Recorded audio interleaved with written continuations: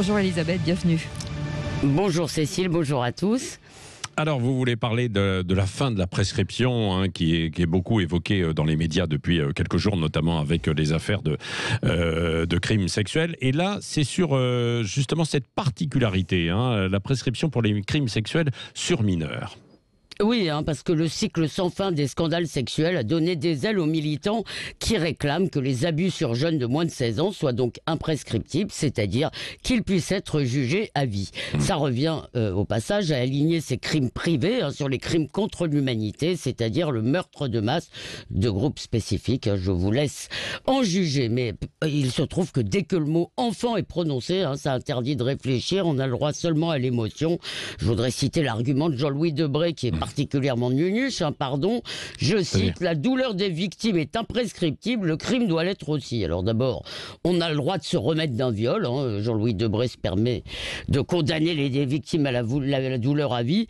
Ensuite, adapter la prescription à la souffrance des victimes, eh bien, ça a l'air d'être plein de bons sentiments, mais c'est remplacer la justice par le cycle infernal de la vengeance. Oui, la prescription, c'est pas de justice du tout, alors ? La prescription, c'est mieux, oui, c'est pas de justice, mais c'est mieux qu'une justice injuste, parce que la raison d'être de la prescription, c'est qu'au-delà d'un certain délai, la justice est impossible, il n'y a plus de preuves, les témoignages sont fragiles, les témoins ont disparu.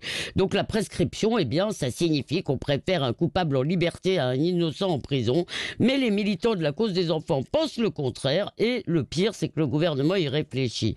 Or, si on combine cela à l'inquiétante vogue de la mémoire traumatique retrouvée et au désir de victimisation, l'imprescriptibilité annonce une forme de terreur, oui, cher Patrick, parce que Muriel Salmona et ses disciples peuvent convaincre toute personne qui pense rater sa vie qu'elle a été violée dans son enfance. Et les mêmes activistes exigent d'ailleurs que le législateur reconnaisse la présomption de culpabilité du prédateur sans autre preuve que la déclaration de la victime. Bref, tout homme, cher Patrick, pourrait être accusé et condamné parce que quelqu'un a retrouvé la mémoire. C'est le piège kafkaïen parfait. Oui, mais que dire aux victimes, Elisabeth Lévy ?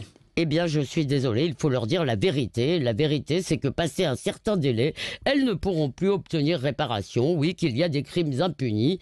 Aujourd'hui, déjà, un enfant abusé à 10 ans peut porter plainte jusqu'à 30 ans après sa majorité, donc jusqu'à l'âge de 48 ans. Ça n'est pas rien.